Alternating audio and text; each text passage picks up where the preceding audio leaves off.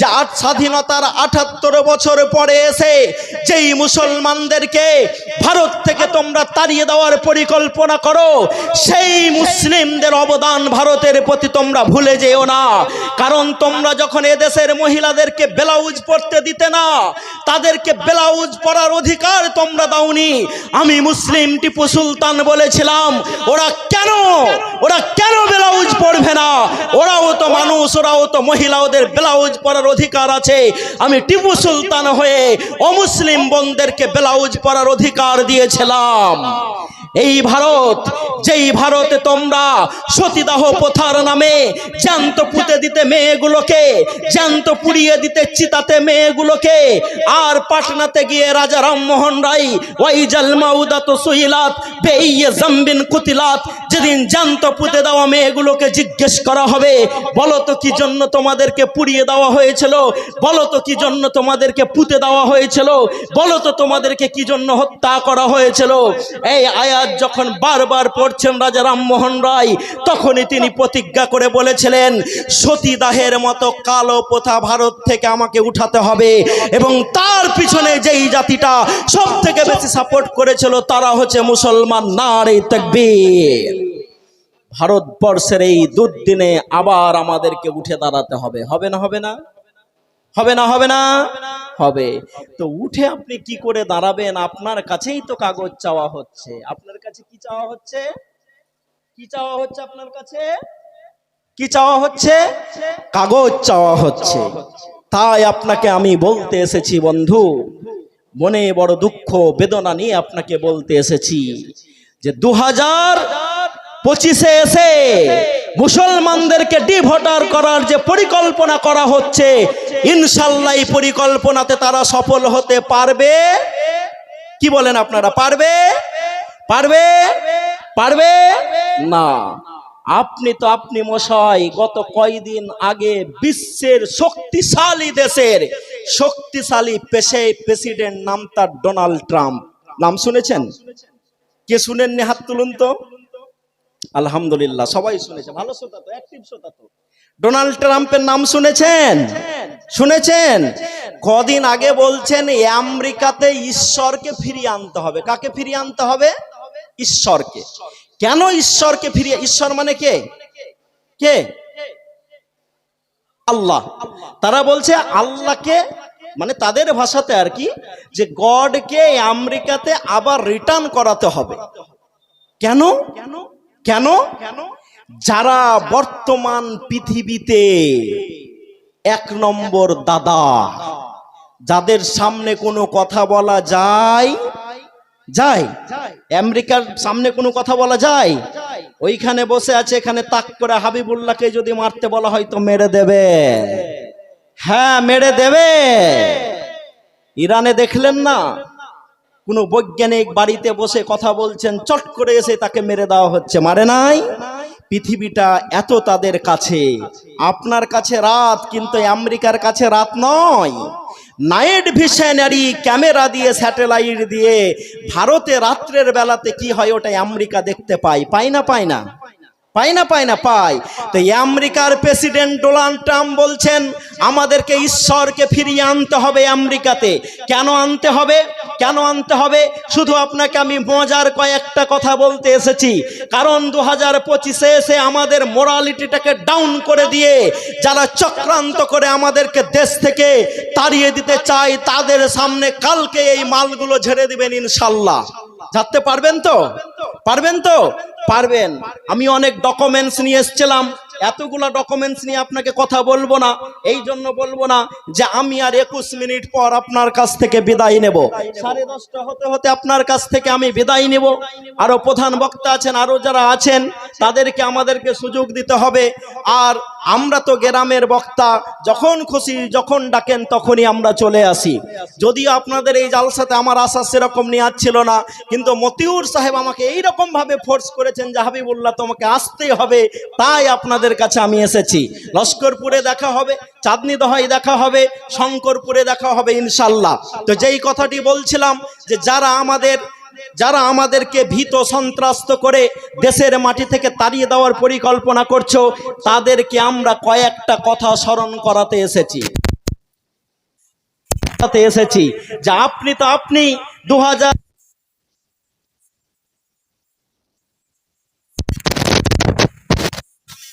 যুদ্ধ করব কার বিরুদ্ধে ইসলামের বিরুদ্ধে এবং মিথ্যা অজুহাতে ইরাককে তছনছ করে দেওয়া হয়েছে। বলা হয়েছিল ইরাক নাকি নতুন করে পারমাণবিক বোমা তৈরি করার পরিকল্পনা করেছে। এই মিথ্যা একটা অজুহাত দাঁড় করিয়ে সেখানকার লোকজনকে বোমা মেরে মেরে, মায়েদেরকে ধর্ষণ করে করে, ছোট্ট বাচ্চাদেরকে গলা কেটে কেটে একটা সার্বভৌমত্ব রাষ্ট্রকে ধ্বংস করে দিয়েছে আমেরিকা। কিন্তু যেই আমেরিকা 2001 সালে ওয়ার্ল্ড ট্রেড সেন্টার ভাঙার পর বলেছিল আমরা ইসলামের বিরুদ্ধে লড়াই করব, যেই আমেরিকা গোটা পৃথিবী জুড়ে মুসলমানদেরকে সন্ত্রাসবাদী হিসাবে দেখানোর জন্য মিডিয়ার পিছনে লক্ষ কোটি মার্কিন ডলার খরচ করেছে এবং মুসলমানদেরকে সন্ত্রাসবাদী হিসাবে দেখানোর একটা নীল নকশা তৈরি করেছে, সেই আমেরিকাতে গত 5 দিন আগে সেখানকার সব থেকে বড় সিটির মেয়র যিনি হয়েছেন, তিনি হয়েছেন একজন মুসলমান। নারে তাকবীর। নাম তার বলতে পারবেন? নাম বলতে পারবেন? পারবেন না। মাই নেম ইজ খান। কে দেখেছেন সিনেমা মাই নেম ইজ খান? দেখেননি? হ্যাঁ, শাহরুখ খানের সিনেমার আপনারা তো ভক্ত। মাই নেম ইজ খান সিনেমা দেখেননি? মাই নেম ইজ খান সিনেমাতে পবিত্র কোরআন মাজিদের একটা আয়াতকে গোটা বিশ্বের মানুষের কাছে তুলে ধরা হয়েছে। আমি জানি না শাহরুখ খান জান্নাতে যাবে না জাহান্নামে যাবে, ওই ফতুয়া দেওয়ার ক্ষমতা আমার নেই, কিন্তু আমি দুয়া যখন করতে হয় তখন করি যে আল্লাহ, শাহরুখ খানকে যদি জান্নাত দিতে হয় তো এই আয়াতটাকে তুলে ধরার জন্যই তুমি জান্নাত দিয়ে দিও। মানুষের হেদায়েতের জন্য দোয়া করতে পারি না? পারি। যদি ওই সব লোকেরা ফুল্লি ইসলামের ভিতরে আসে তো অনেক বড় সাপোর্ট হবে আমাদের। তো কি বলছিলাম, যে যেই আমেরিকা গোটা পৃথিবীর সামনে মুসলমানদেরকে সন্ত্রাসবাদী হিসাবে দেখানোর চেষ্টা করেছে, সেই আমেরিকার সব থেকে বড় শহর নিউ ইয়র্ক সিটি, সেই সিটির মেয়র হয়েছেন একজন মুসলমান। নারে তাকবীর। নাম আপনারা কেউ বলতে পারলেন না? বলতে পারলে আমার একটা কলম আমি গিফট করতাম আপনাদেরকে। আমি বলে দেব। নেট দেখে বললে হবে না, মাথায় আসছে কিন্তু মুখে আসছে না, তাই তো? হ্যাঁ, খবরে খালি বলিও মান রব্বুকে যখন বলবে যে মুখে ভিতরে আসছে ফেরেশতা, মুখে বলতে পারি না, মার বেটাকে মগর। হ্যাঁ, তো আমাদের ঘাবড়ানোর সেরকম কিছু নেই। আমরা যখন বিশ্বনবী মুহাম্মদ রাসূলুল্লাহ সাল্লাল্লাহু আলাইহি সাল্লামের জীবনী পড়ি, এর থেকেও কঠিন জীবন তার অতিবাহিত হয়েছে না হয় নাই? মক্কাতে 40 বছর বয়সে বিশ্বনবী নবী হচ্ছেন, আর 13 বছর 40 থেকে 53 ইসলামের দাওয়াত দিচ্ছেন, আর 13 বছর পরে, তাই তো মাওলানা 13 বছর মক্কি জীবন। হ্যাঁ, 13 বছর মক্কি জীবন। ভুল হলে আপনারা ধরিয়ে দিবেন তো, আপনারা সব যোগ্য আলেম আছেন। 13 বছর মক্কি জীবন শেষ করার পর যখন তিনি মদিনাতে যাচ্ছেন, সেখানে 10 বছর থাকছেন। বলুন তো, আমরা কেউ গাছের পাতা খাই গাছের পাতা? হ্যাঁ, শাক খেতে পারি, রান্না করে খেতে পারি। বিশ্ব নবীর সাহাবী উসমান গনিকে দেখে আল্লাহ রাসূল বলছেন, উসমান, তুমি হচ্ছ বড় লোক, ধনী, রিচ পারসন, তোমার অনেক সম্পদ আছে। একটা গরিবকে যদি 3 বারের জায়গাতে আপনি 2 বার খেতে দেন মেনে নিতে পারবে, কারণ তার সেটা করে অভ্যস্ত আছে। কিন্তু একটা বড় লোককে যদি আপনি 3 বারের জায়গাতে 2 বার খেতে দেন, তার কষ্ট হয় কি হয় না? হয়। তো উসমানের দিকে দেখছেন, আমি বলবল পাড়া জালসা থেকে আপনাদেরকে সাহস জগিয়ে বলে যাচ্ছি, যদি তোমাদের লাকাদ কানা লাকুম ফি রাসূলিল্লাহি উসওয়াতুন হাসানা হয়, রাসূলের জীবনের ভিতরে মুসলমানদের জন্য যদি উত্তম চরিত্র হয়, রাসূলের সিরাতটাকে, তার জীবনীটাকে মুসলমানরা ভালো করে পড়ে নাও। সোহাবে আবি তালিবে আল্লাহ রাসূল দেখছেন সেখানকার মহিলাদের স্তনগুলো শুকিয়ে গেছে, দুধ খেতে দেওয়ার মতো পরিস্থিতি পরিস্থিতি নেই। উসমানকে যখন দেখছেন গাছের পাতা খাচ্ছেন, আল্লাহ রসুল বললেন, উসমান শুধু তুমি আশহাদু আল্লা ইলাহা ইল্লাল্লাহ ওয়া আশহাদু আন্না মুহাম্মাদ রাসূলুল্লাহ পড়েছো বলে তোমার বাড়িতে 8 মাসের ছাগল রান্না হয়, তোমার বাড়িতে উটের মাংস হয়, তোমার বাড়িতে উটের দুধ হয়, তোমার বাড়িতে তুমি গরুর মাংস খাও, তুমি বড় লোক। আর এই কালেমা পড়ার জন্য সবে আবি তালেবে এসে তুমি গাছের পাতা ছিঁড়ে ছিঁড়ে খাচ্ছ। বলবল পাড়ার মানুষকে আমি হাবিবুল্লাহ বলে যেতে চাই, বলুন তো সবে আবি তালিবের থেকে কি আমাদের কঠিন দিন এসছে? আসে নাই তো। রসুলের সাহাবীরা যদি গাছের পাতা খেয়ে ইমানকে বাঁচিয়ে যেতে পারেন, তো আমাদের যদি সাময়িক কিছু অসুবিধা হয়, তো আমরা কি ইমান হারা হলে চলবে? চলবে? আপনারা কি বলেন, চলবে? চলবে না। তাই আপনাদেরকে রসুলের জীবনীটা বেশি করে পড়ে যেতে বলছি। মুসার অনেক লম্বা আলোচনা হয়, আমার মাওলানারা কানে হাত দিয়ে মুসা আলাইহিস সালামের ঘটনা ধরে নেন। কোরআনের ভিতরে একটা নবীর নাম সব থেকে বেশি এসছে, সেই নবীটার নাম জানেন? কি নাম? হযরত মুসা আলাইহিস সালাম। সব থেকে বেশি তার নাম পবিত্র কোরআনে এসছে। সেকেন্ড যেই নবীটার নাম কোরআনে সেকেন্ড নম্বরে আছে, মানে বেশির দিক দিয়ে দ্বিতীয় নম্বরে আছে, সেটা হচ্ছে ঈসা আলাইহিস সালাম। 25 বার এসেছে। আর আমাদের বিশ্বনবী মুহাম্মদ রাসূলুল্লাহ সাল্লাল্লাহু আলাইহি সাল্লামের নাম এসছে মাত্র কবার? কবার? হাত দেখতে পাচ্ছেন? কবার? 4 বার। মাত্র 4 বার মুহাম্মদ রাসূলুল্লাহ সাল্লাল্লাহু আলাইহি সাল্লামের নাম এসছে। তো মুসার নাম কেন এত বেশি এলো? কথাই বলে না যে মুসার অনেক রাগ বেশি, বলে না? বলে না? বলে না? বলে। তো মুসার কেন রাগ হবে না? মুসার শরীরে যে বাদশাহী রক্ত ছিল, কারণ ও তো মানুষ হয়েছে ফেরাউনের বাড়িতে। তদানীন্তন সময়ে তো ফেরাউন সেখানকার বাদশাহ, সেখানকার সে রাষ্ট্রপ্রধান, সেখানকার সে ফেরাউন। তার বাড়িতে যদি একটা বাচ্চা মানুষ হয়, তার মিজাজ করা হবে না? তো মুসা আলাইহিস সালাম মাঝে মাঝে আল্লাহকে প্রশ্ন করে বলতেন, প্রশ্ন করে দিতেন যে কোনো বিষয়ে। তো মুসার গল্প অনেক হয়, মুসার কাহিনী আমরা অনেক শুনি, কিন্তু মাওলানারা মেন পয়েন্টটা আপনাদের সামনে যেটা আমরা তুলে ধরতে পারিনি, সেটা হচ্ছে এই। অল্প সময় আপনাকে আমি কাহিনী শোনাবো না, মেন পয়েন্ট যেটা সেই ঘটনার, সেটা হচ্ছে এই যে মুসাকে যখন ফেরাউন পিছন থেকে তাড়ছে, আর সামনে মুসা আলাইহিস সালাম যখন দৌড়ে যাচ্ছেন, এমত অবস্থায় সামনে যখন পানি পড়ে গেল, আর কোনো পথ নেই, পিছন থেকে এসে ফেরাউনের সেনাবাহিনী তাদেরকে ধরে নেবে আর হত্যা করে দিবে। সেই সময়তেও মুসা আলাইহিস সালামের কনফিডেন্স ছিল, বিশ্বাস ছিল আল্লাহর উপরে, যে আল্লাহ কিছু একটা আমার জন্য করবেন। এবং সেই মুহূর্তেই পানি ফেটে রাস্তা তৈরি হয়ে যাচ্ছে। ওই যে কনফিডেন্সিয়াল লেভেল, বিশ্বাসের ওই জায়গাটা ওই সময়তেও, ওই জন্য এত বেশি মুসা আলাইহিস সালামের নাম পবিত্র কোরআনে এসছে। তো আজকেও যদি 2025 সালে আমরা আওয়াজ তুলে দিয়ে বলি, ওরে মুসাকে যে আল্লাহ বাঁচিয়েছিলেন তখন, এখন সে আল্লাহ আছে না নাই? আছে না নাই? আছে না নাই? নমরুদ যে ইব্রাহিমকে আগুনে ফেলেছিল, ফেরেশতারা এসেও বলেছিল আপনাকে আমরা মে আই হেল্প ইউ, একটু যদি সাহায্য করতে পারি। তো ইব্রাহিম আলাইহিস সালাম বলেছিলেন আমার জন্য আল্লাহ যথেষ্ট, বলেন নাই? তা আগুনের ধর্ম হচ্ছে পুড়িয়ে দেওয়া। বলুন তো সেই আগুন ইব্রাহিমকে জ্বালাতে পেরেছে? পেরেছে? ওই পানি মুসাকে ডুবাতে পেরেছে? আবু জেহেল আবু লাহাবের কুচক্র না মুহাম্মদ রাসূলুল্লাহ সাল্লাল্লাহু আলাইহি সাল্লামকে পৃথিবী থেকে খতম করতে পেরেছে? পারেনি। তো মুসাকে যেই আল্লাহ বাঁচিয়েছিলেন, ইব্রাহিমকে যেই আল্লাহ বাঁচিয়েছেন, মুহাম্মদ রাসূলুল্লাহ সাল্লাল্লাহু আলাইহি সাল্লামকে যেই আল্লাহ বাঁচিয়েছেন, সে আল্লাহ আছেন না নাই? আছেন না নাই? শুধু আমাদের ফোনটা লেগে যাচ্ছে রং নাম্বারে। হ্যাঁ, শুধু ফোনটা কোন নাম্বারে লাগছে?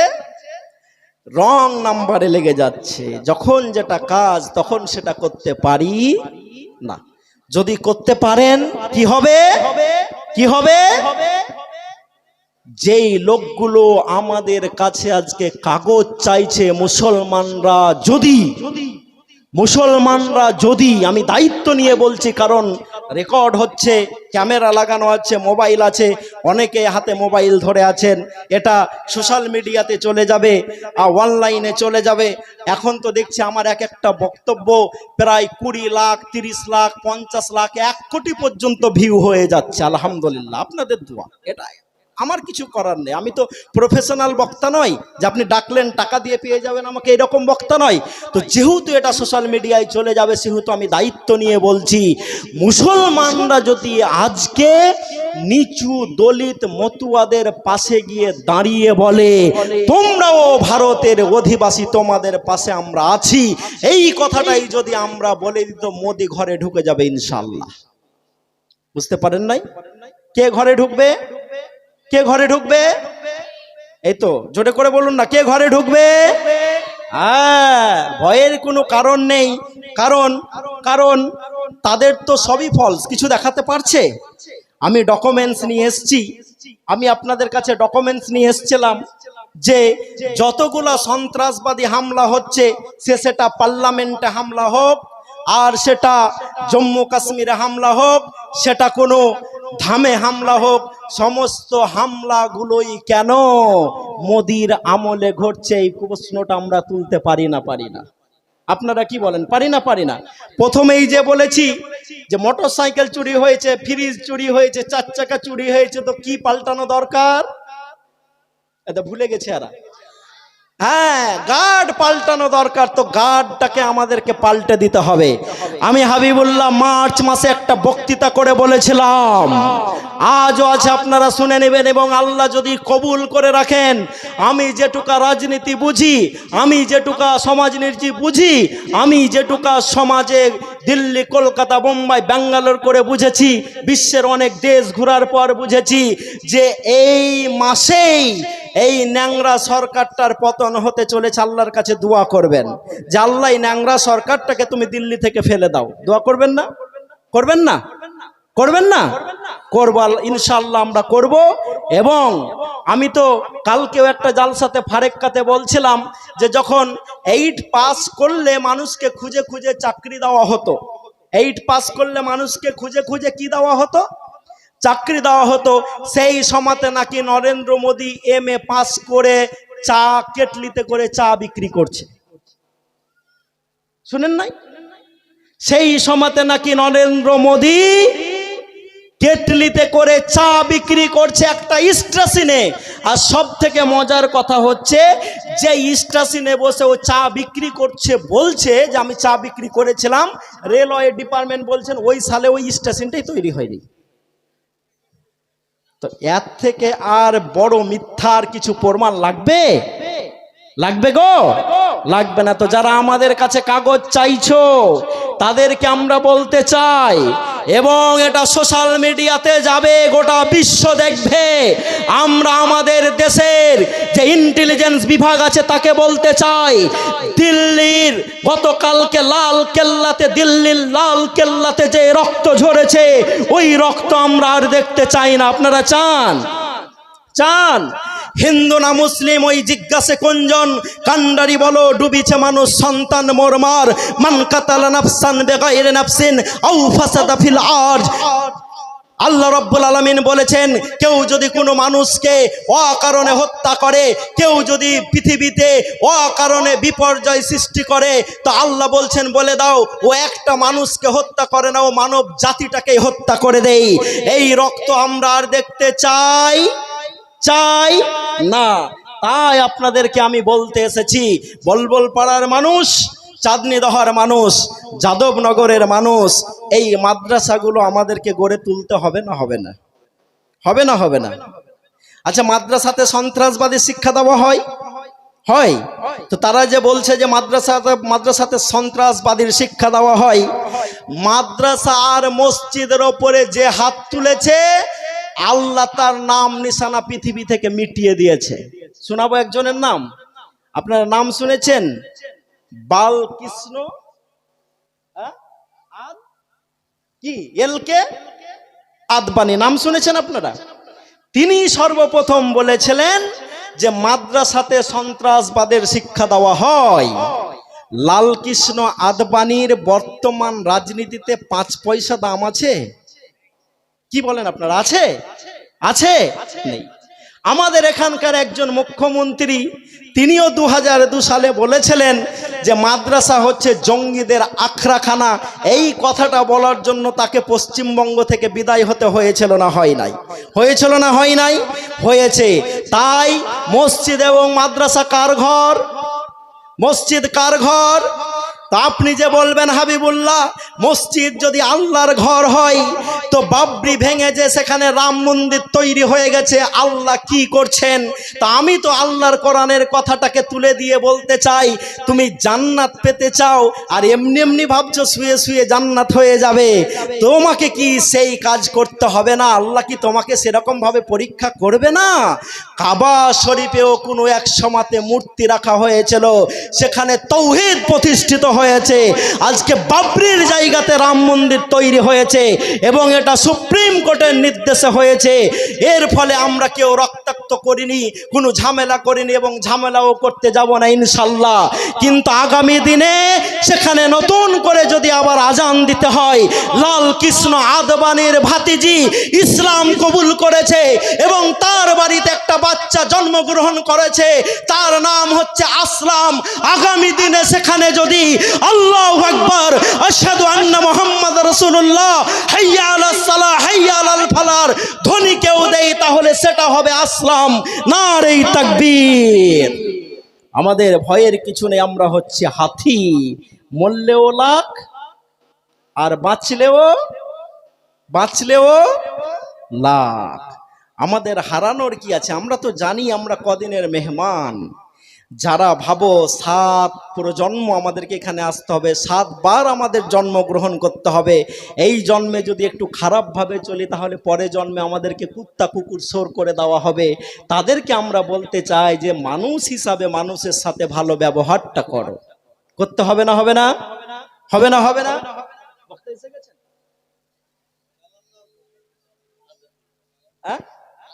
না, আমি তো ওই রকম ভাবে টানছি, আমাকে তো গোছাতে হবে কথাগুলো। তো বলতে বললে আমি তো 2 ঘন্টা বলে দেবো, এরা তো কেউ পালাবে না। সেটা বড় কথা নয়। বড় কথা হচ্ছে যারা বাইরে থেকে আসছে তাদেরকে আমাদের সুযোগ দিতে হবে। আমি বারবার ঘড়ির দিকে দেখছি। তো কি বলছিলাম, আমরা যে এই কথাগুলো আপনাদেরকে বলার জন্য এসেছি, আলহামদুলিল্লাহ এই যে মাদ্রাসা, এই মাদ্রাসা আমাদেরকে তৈরি করতে হবে না, সরকার তৈরি করে দেবে। কাকে করবে? আমাদেরকে করতে হবে। এবং মাদ্রাসাতে কিসের শিক্ষা দেওয়া হয়?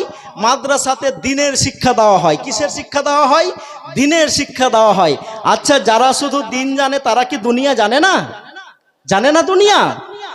আজকে আমি একটা প্রফেসরের লাইফ হিস্ট্রি পড়ছিলাম। তিনি একজন ইউনিভার্সিটির প্রফেসর, তাকে বৃদ্ধাশ্রমে রেখে এসছে তার ছেলেরা। কোথায় রেখে এসছে? কোথায় রেখে এসছে? বৃদ্ধাশ্রমে। তিনি দুঃখ করে বলছেন, আমি ছেলেদেরকে আধুনিক শিক্ষায় শিক্ষিত করতে গিয়ে প্রত্যেকটা ছেলেকে জানোয়ার করে দিয়েছি। কি করেছি? কি করেছি? আচ্ছা, কোনো মৌলবি মাওলানার মা বাপ বৃদ্ধাশ্রমে যায় না। বৃদ্ধাশ্রমে কারা যায়? ডাক্তারের মা যায়, প্রফেসরের মা যায়, ইঞ্জিনিয়ারের মা যায়। কারণ কোনো স্কুলে, কোনো কলেজে, কোনো ইউনিভার্সিটিতে শিক্ষা দেওয়া হয় না যে তোমার মায়ের পায়ের তলে জান্নাত। শিক্ষা দেওয়া হয়। এই শিক্ষা কোথায় দেওয়া হয়? জোরে করে বলুন না, কোথায় দেওয়া হয়? মাদ্রাসাতে দেওয়া হয়। কোনো স্কুলে শিক্ষা দেওয়া হয় যে তোমার বাবার সাথে জোরে কথা বলা যাবে না, তোমার দাদুর সাথে জোরে কথা বলা যাবে না, তোমার বড় চাচার সাথে জোরে কথা বলা যাবে না, তোমার ছোট চাচাকে গাল দিয়ে কথা বলা যাবে না। শিক্ষা দেওয়া হয়? হয় না। এই শিক্ষা কোথায় দেওয়া হয়? মাদ্রাসাতে দেওয়া হয়। মাদ্রাসাতে কিসের শিক্ষা দেওয়া হয়? দেখা হলি বলো আসসালামু আলাইকুম। আর আমরা তো মডার্ন যুগে বাস করছি, আসসালামু আলাইকুম বলতে আমাদের খারাপ লাগলে, সকাল হলে দেখা হলে আমরা বলি গুড মর্নিং, বলি না? আলহামদুলিল্লাহ আমাদের পরিবেশ ভালো আছে, এখানে এখনো গুড মর্নিং চালু হয়নি।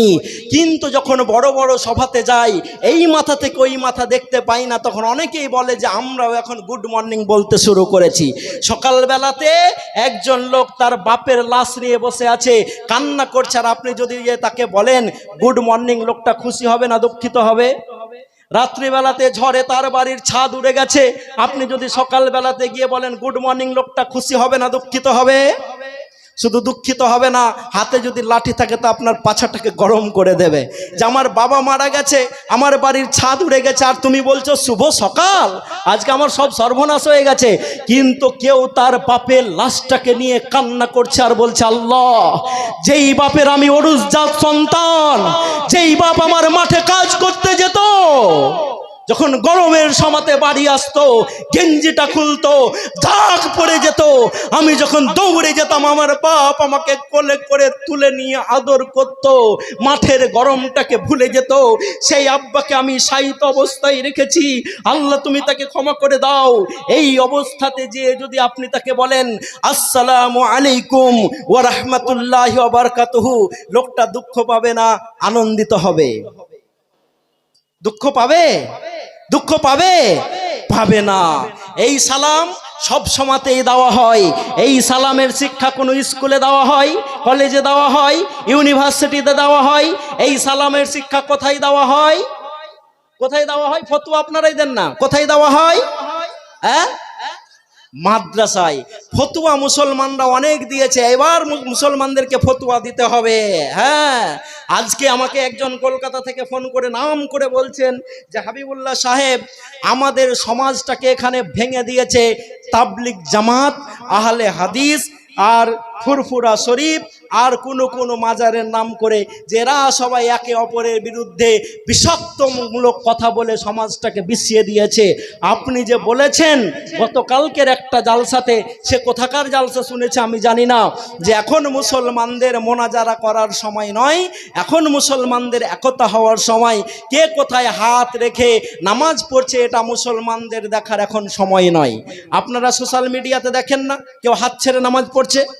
যদি কেউ হাত ছেড়ে নামাজ পড়ে, তারও নামাজটা হয়ে যাবে, হবে না? হবে না? তো আমাদের সভাপতি সাহেব আছেন, তিনি হয়তো আমাকে বলবেন, আমি গাজীনগরে একটা জায়গাতে বক্তৃতা করছি, বক্তৃতা করতে গিয়ে আমি এই কথাটা যখন বললাম, তো একজন মাওলানা সাহেব বললেন, হাবিবুল্লাহ ভাই সবই ঠিক কথা বলে, কিন্তু এই হাত বাঁধার ব্যাপারে যেটা বলছে এটা একটু বেশি বলা হয়ে যাচ্ছে। আমি সেই মাওলানাকে সেদিন বলেছিলাম, আমি 2006 সালের স্টার মার্ক পাওয়া ছাত্র, আপনার মতো মাওলানা আমার সঙ্গে বসতে গেলে এক কলসি পানি খেয়ে বসতে হবে। আপনি জানেন না বর্তমানে ভারতবর্ষের কি অবস্থা চলছে। হাত আগে বাঁচছে নাও, কোথায় বাঁধবো সেটা পরে হবে। আজকে উত্তরপ্রদেশের ইউনিভার্সিটিকে বন্ধ করে দিয়ে আজম খানকে জেলে পুরে দেওয়া হচ্ছে। আজম খান আহলে হাদিসের লোক নয়, কিন্তু সে শুধু মুসলমান বলে তার ইউনিভার্সিটিতে শুধু সে নাকি কারো জায়গা চুরি করেছে, মুরগি চুরি করেছে, বতক চুরি করেছে, ছাগল চুরি করেছে, এই কথা মিথ্যা মামলা দিয়ে তাকে ফাঁসিয়ে দেওয়া হচ্ছে। আমার বন্ধুরা, আপনাদেরকে আমি বলতে এসেছি, এখনকার যেই সময়, এই সময়টা বিশ্বনবী মুহাম্মদ রাসূলুল্লাহ সাল্লাল্লাহু আলাইহি সাল্লাম প্রথম দিকে যখন ইসলামটাকে নিয়ে আসেন, আল্লাহ রসুলের সামনে বিলালকে যখন, প্রশংসা সে আল্লাহর, যে আল্লাহর অশেষ মেহেরবানিতে আজকে আমরা এত সুন্দর একটা সভাতে বসতে পেরেছি। সে আল্লাহরই শিক্ষা দেওয়া একটা ছোট্ট বাক্য আমরা বলেই ফেলি, আলহামদুলিল্লাহ। একই মুখে আল্লাহ সুবহানাহু ওয়া তাআলার লক্ষ কোটি প্রশংসার পর তার দরুদ শান্তি বিবর্ষিত হোক বিশ্বনবী মুহাম্মদ রাসূলুল্লাহ সাল্লাল্লাহু আলাইহি সাল্লামের উপরে। আল্লাহুম্মা সাল্লি আলাইহি, আল্লাহুম্মা বারিক আলাইহি, আল্লাহুম্মা আমিন। ওটা নেব জালসার যিনি সভাপতি, দেন ওটা দেন।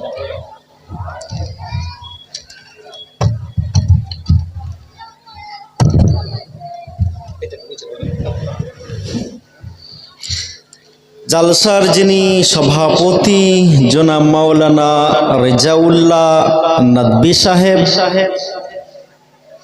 এবং মাদ্রাসার সভাপতি, আমাদের এলাকার গৌরব, শিক্ষা আন্দোলনের অন্যতম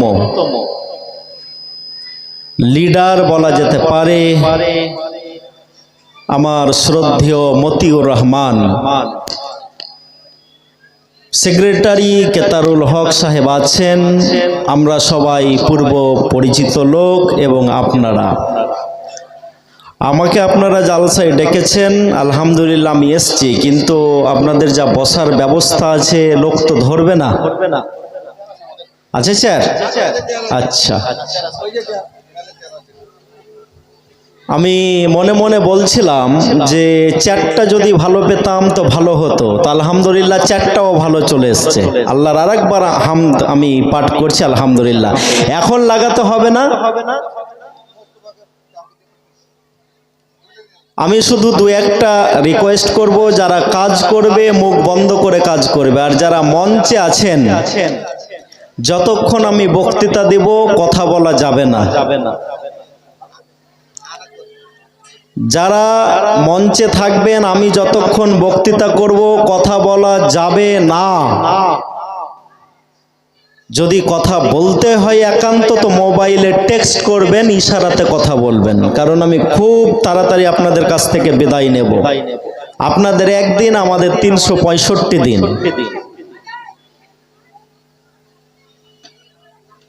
বলবল পাড়ার মানুষ, চাঁদনি দহার মানুষ, এবং আমি লম্বা বক্তৃতা আপনাদেরকে শোনাবো, কারণ 6 তারিখ আমাদের মহিলা মাদ্রাসার জালসা, ডিসেম্বরের 6 তারিখ লস্করপুরেও আছি, শঙ্করপুরেও আছি।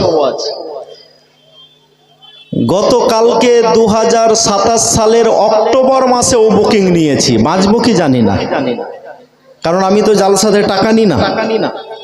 আমি জালসাতে দুটো জিনিস নিই, একটা হচ্ছে বসার জন্য একটা কাঠের চেয়ার দিতে হবে, আর রাত্রি 9টা থেকে 11টার ভিতরে টাইম দিতে হবে।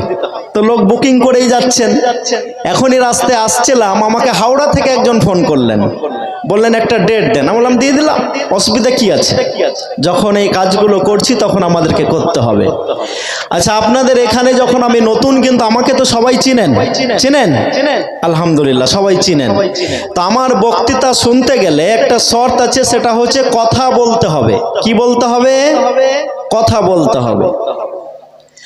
যেহেতু এখানে চাঁদনি দহার অনেক লোক আছে, সেহেতু আমার সাহসটা অনেক বেশি আছে। হ্যাঁ, যেহেতু চাঁদনি দহার লোক এখানে অনেক বেশি আছে, সেহেতু আমার সাহসটা অনেক বেশি আছে, কারণ এরা জানে এরা কথা বলবে। এবার আপনাকে আমি নিয়ে যাচ্ছি। আমি হাবিবুল্লাহ, আপনি মতিউর রহমান, আপনি কেতারুল সাহেব, আপনি রেজাউল্লাহ সাহেব যেই আছেন, বাড়িতে একটা নাইট গার্ড রাখলাম, বা বাড়িতে একটা গার্ড রাখলাম। তো গার্ড রাখার 1 সপ্তাহ পর বাড়ি থেকে মোটরসাইকেল চুরি হয়ে গেছে। তো আমরা গার্ডকে সন্দেহ করব না? কথা বলছেন না যে? এতদিন কিছু চুরি হয়নি, গার্ডটা রাখলাম, রাখার 1 সপ্তাহ পর মোটরসাইকেল চুরি হয়ে গেছে। তো গার্ডকে সন্দেহ করব কি করব না? করব। ঠিক আছে, একটু বললাম যে তুমি একটু দেখাশোনা করে থাকবে, চোখ কান খুলে রাখো, দিনকাল তো ভালো যাচ্ছে না। তার 15 দিনের মাথাতে বাড়ির ফ্রিজটা চুরি হয়ে গেছে। তো গার্ডকে আবার আমি বলছি যে হ্যাঁ রে বাবা, 1 সপ্তাহ আগে মোটরসাইকেলটা চুরি হলো, 15 দিন পরে ফ্রিজটা চুরি হয়ে গেল, তুমি কি তোমার দায়িত্ব পালন করছো না? গার্ড বলল, কি বলছেন মশাই? 56 ইঞ্চির বডি নিয়ে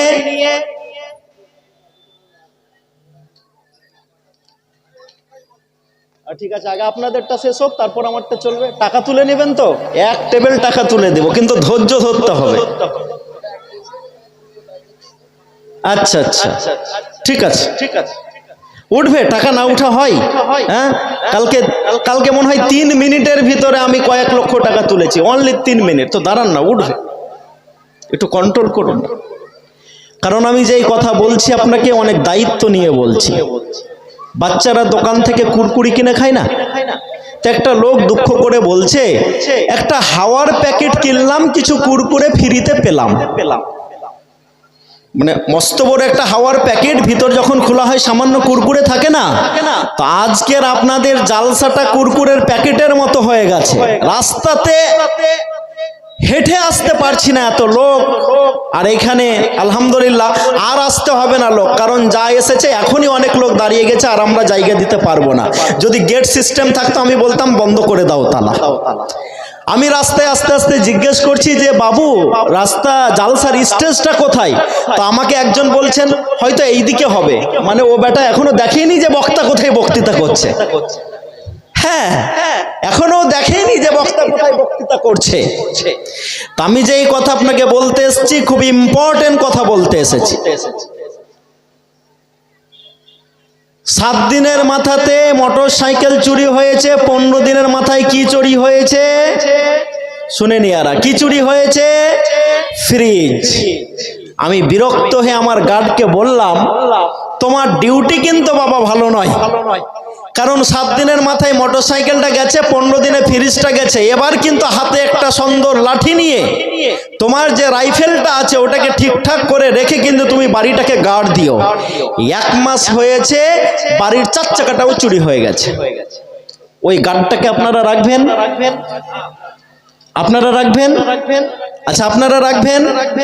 আপনারা রাখবেন? রাখবেন না কেন? কারণ গার্ডটা 15 দিনের মাথায় মোটর সাইকেলকে গার্ড করতে পারেনি, 15 দিনের মাথাতে ফ্রিজ গার্ড করতে পারেনি, আর 1 মাসের মাথাতে বাড়ির 4 চাকাটাও গার্ড করতে পারেনি।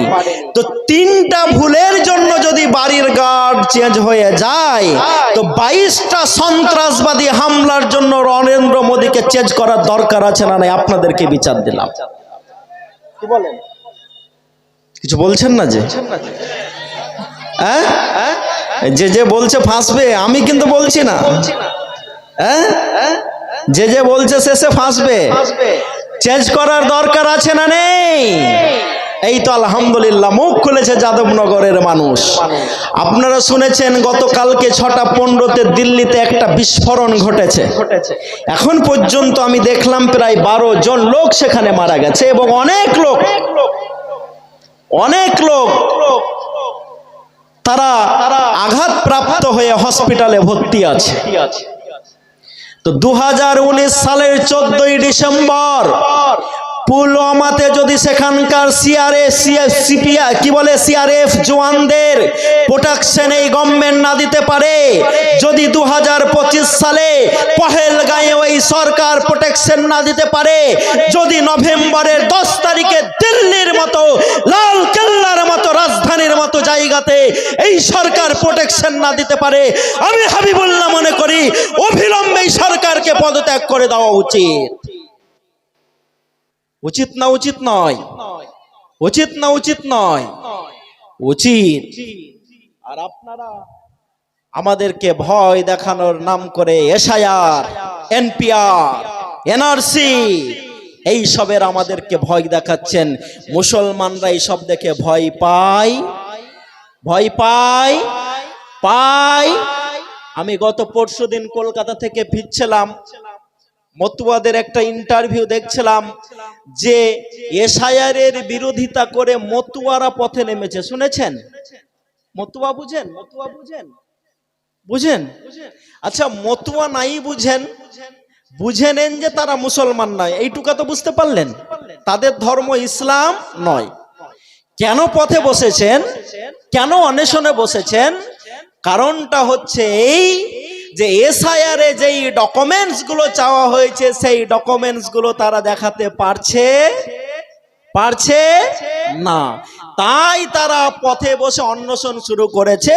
এখন পর্যন্ত মতুয়াদের বড় বড় কিছু নেতা অসুস্থ হয়ে হসপিটালে ভর্তি আছে এবং কালকে দেখছিলাম একজন নেতা চোখ খোলার ক্ষমতা নেই, শরীরের সমস্ত এনার্জি শেষ হয়ে গেছে, সে দুঃখ করে চোখ বন্ধ করে বলছিলেন যাদেরকে আমরা আপন ভেবেছিলাম কেউ আমাদের আপন নয়। ওই সব মানুষদের পাশে মুসলমানদের দাঁড়ানোর দরকার আছে না নেই? কি বলেন আপনারা, আছে না নেই? আছে। তাই ভাইরা আমার, বন্ধুরা আমার, এসআইআর এ যে ডকুমেন্টস গুলো চেয়েছে বলবল পাড়ার লোকের কাছে, সেই ডকুমেন্টস গুলো আছে না নেই? আছে তো সবার? কার নেই হাত তুলুন তো। আলহামদুলিল্লাহ সবার আছে। যদি কারো না থাকে আমাদের সাথে যোগাযোগ করবেন, আমরা তাদেরকে হেল্প করব ইনশাআল্লাহ। তো আলহামদুলিল্লাহ সবার আছে। এই জন্য আছে যে দেশ যখন ভাগ হয়েছে তখন মুসলমানরা ভারত থেকে পাকিস্তানে গেছে, কিন্তু পাকিস্তান থেকে ভারতে সেরকম কোনো মুসলমান এসেছে? আসেনি। দেশ যখন ভাগ হচ্ছে তখন আমাদের দেশে যারা বুদ্ধিজীবী মুসলমান ছিল তারা পাকিস্তানে গেছে, আমাদের দেশে যারা পয়সাওয়ালা মুসলমান ছিল তারা পাকিস্তানে গেছে। পূর্ব পাকিস্তান তো বাংলাদেশটা, এটা 71-এ এসে হয়ে বাংলাদেশে হয়েছে। আগে কি ছিল? আগে কি ছিল? পাকিস্তান ছিল। তো সেখানে তারা গেছে। সেই দিক থেকে মুসলমানরা সেরকম ভাবে ভারতে কেউ আসেনি। সুতরাং এশায়ার করে যারা চক্রান্ত করে মুসলমানদেরকে বেড়াজালে আবদ্ধ করব ভেবেছিল, আলহামদুলিল্লাহ মুসলমানরা ওই বেড়াজালে পড়ে নি। আপনারা শুনেছেন আসামে এনআরসি হয়েছে, সেখানে 19 লক্ষ লোকের নাম বাদ গেছে। কত লক্ষের নাম বললাম? কত লক্ষের নাম বললাম? 19 লক্ষ। 19 লক্ষের ভিতরে 17 লক্ষ শুধু হিন্দু ভাইদের নাম বাদ গেছে। কত বললাম? কত বললাম? 17 লক্ষ। তাহলে যারা আমাদেরকে চক্রান্ত করে ফাঁসিয়ে দেওয়ার পরিকল্পনা করছেন তারা ইনশাআল্লাহ আমাদেরকে ফাঁসাতে পারবেন? পারবেন না। যখন কোনো সন্ত্রাসবাদী হামলা হয় তখন মুসলমানদেরকে জড়িয়ে দেওয়ার পরিকল্পনা করা হয়। মুসলমানদের নামকে সেখানে সহজেই উপস্থাপন করা হয়। কিন্তু আমরা তো জানি আমাদের কাছে যে আদর্শ পবিত্র কোরআন ছেলে রেখেছে, এবং আমি যে আয়াতটা পাঠ করেছি, আল্লাহ রসুলকে আল্লাহ বলছেন যে হে নবী মুহাম্মদুর রাসূলুল্লাহ সাল্লাল্লাহু আলাইহি সাল্লাম, আপনাকে আমি বিশ্বজাহানের জন্য রহমত স্বরূপ প্রেরণ করেছি। কি স্বরূপ? কি স্বরূপ? রহমত স্বরূপ প্রেরণ করেছি। তো যেই নবী রহমত স্বরূপ পৃথিবীর জন্য এলেন, সেই নবীর উম্মতরা সন্ত্রাসবাদী হতে পারে? পারে? মানুষের সঙ্গে সন্ত্রাস করা তো দূরের কথা, নবী মুহাম্মদুর রাসূলুল্লাহ সাল্লাল্লাহু আলাইহি সাল্লাম বলছেন, তোমরা যখন রাস্তা দিয়ে হেঁটে যাবে, হেঁটে যেতে যেতে শস্য শ্যামলা কোনো গাছেরও পাতা বিনা কারণে ছিঁড়ে ফেলবে না। কারণ এই কদিন আগে প্রমাণ হলো যে গাছের জীবন আছে। গাছের যখন আপনি ফল পারেন তখন গাছ কান্না করে, গাছের যখন আপনি শাক তুলেন তখন গাছ কান্না করে। জানতেন আপনারা? গাছের জীবন আছে না নেই? আছে না নেই? আছে। আমেরিকার একজন বিজ্ঞানী এটা প্রমাণ করে দেখালেন যে গাছের যখন পাতা ছিঁড়া হয় তখন গাছ কান্না করে, কিন্তু তার কান্নার আওয়াজটা এত স্লো হয়, তার ডেসিবেলটা এত কম হয় যে ওই আওয়াজটা আমাদের কান পর্যন্ত এসে পৌঁছায় না। আমরা বলি না, মাওলানারা বলে না যে কবরে যখন আযাব হয় তো মানুষ আর জিন বাদে ওই আওয়াজ আযাবের কষ্ট সবাই শুনতে পায়, বলি না? বলি না। কিন্তু যখন বলি তখন ভাবেন মাওলানারা এইসব কি কথা বলছেন। এই সব কথা তো আমরা অনেক শুনেছি, অনেক শুনেছেন। আপনি বলবল পাড়ার যেই আম বাগানে বসে জালসা শুনছেন, মাওলানা যখন আপনাকে বলে আল্লাহ রাব্বুল আলামিন বলেছেন হে ফেরেশতারা তোমরা জাহান্নামকে জাল দিতে শুরু করো।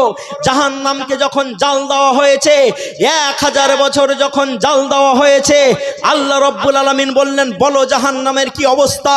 ফেরেশতারা বলেছেন আল্লাহ জাহান্নামের এই অবস্থা। বললেন আরো 1000 বছর জাল দাও, আরো 1000 বছর জাল দাও। 3000 বছর যখন জাল দেওয়া হয়েছে, আল্লাহ রাব্বুল আলামিন ফেরেশতাদেরকে জিজ্ঞেস করছেন বলো জাহান্নামের কি অবস্থা। তখন ফেরেশতারা বলেছে হে আল্লাহ এত বেশি আমরা জাল দিয়েছি জাহান্নামে যে জাহান্নামের আগুন কালো ঘুটঘুটে হয়ে গেছে। কালো কি হয়েছে? ঘুটঘুটে হয়ে গেছে। মাওলানারা যখন আমাদেরকে বলে জাহান্নামের সেই আগুন, যে আগুনে আপনাকে আমাকে ফেললে, এই তুমি এখান থেকে উঠে যাও, ওইদিকে উঠে যাও, জোকস করছে এখানে এত জোরে কথা বলে, তুমি কেন ওইটা করবে? যে যখন ওই আগুনে ফেলবে, ফেলার পরে আপনার চামড়াকে পুড়িয়ে দেবে, হাড্ডিকে গলিয়ে দেবে, আপনাকে সঙ্গে সঙ্গেই খতম করে দেবে, আবার নতুন আপনার চামড়া তৈরি হবে। তখন এই কথাকে আমরা বিশ্বাস করতে পারিনি, কারণ এটা আমাদেরকে মনে হচ্ছিল কোনো বইয়ের যেন গল্প করা হচ্ছে। আজকে বিজ্ঞানীরা বলছেন যেই মাটির ওপরে গাছ লাগিয়ে যেই গাছের তোমরা ফল খাও, সেই মাটির ভিতরে একটা পদার্থ আছে, সেই পদার্থটার নাম হচ্ছে ম্যাগমা। 100 ডিগ্রি যখন তাপ দেওয়া হয় কোনো পাত্রে পানি রেখে, পানিটা টকবক করে উতলাতে শুরু করে, আর সেটা বাষ্পে পরিণত হয়ে সঙ্গে সঙ্গে সেটা উড়ে পালিয়ে যায়। তখন 100 ডিগ্রিতে এই অবস্থা হয়ে যায়। যদি 1400 ডিগ্রি তাপ দেওয়া হয়, 1400 ডিগ্রি তাপ দেওয়ার পরে লোহা গলতে শুরু করে পানির মতো করে। বিজ্ঞানীরা বলছেন যে জমিনের ভিতরে যেই পদার্থটা আছে, এই পদার্থটার তাপমাত্রা হচ্ছে 3 কোটি ডিগ্রি সেন্টিগ্রেড। কত বললাম? কত বললাম? কত বললাম? তো 100 ডিগ্রিতে যদি পানি বাষ্পে পরিণত হয়ে যায়, 1300 থেকে 1400 ডিগ্রিতে যদি লোহা গলে পানি হয়ে যায়, তো 3 কোটি ডিগ্রি সেন্টিগ্রেড তাপমাত্রাতে কি হতে পারে? Can you imagine? আপনি কল্পনা করতে পারেন? পারেন কল্পনা করতে? পারেন না। যখন আপনাদেরকে আমরা এই কথা বলি, তখন আপনাদেরকে শুনে মনে হয় মৌলবীরা বলছে না বলছে, এই কান দিয়ে শুনো আর এই কান দিয়ে বার করে দাও। যদি আপনারা বার না করতেন কি হতো? কি হতো? আজকে যে এসআইআর এর নাম করে আমাদেরকে ডি ভোটার করে দেওয়ার একটা চক্রান্ত হচ্ছে, কি কাগজ লাগবে, কি ডকুমেন্টস লাগবে, কি করতে হবে, অত কিছু আমরা বলতে যাব না, কারণ আজকে পাড়ায় পাড়ায় ক্যাম্প হচ্ছে, অনলাইনে সবাই সবটা জেনে গেছেন। আমি যেই কথাগুলো আপনাদেরকে বলতে চাচ্ছি সেই কথাগুলো হচ্ছে এই